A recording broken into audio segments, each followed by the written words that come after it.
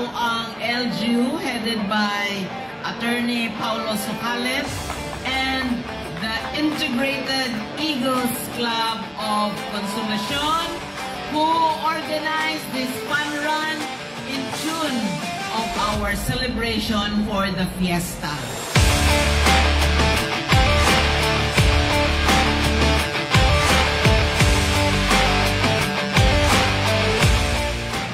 Now it is but my time also to proclaim at this particular hour the Fun Run 2025 Open!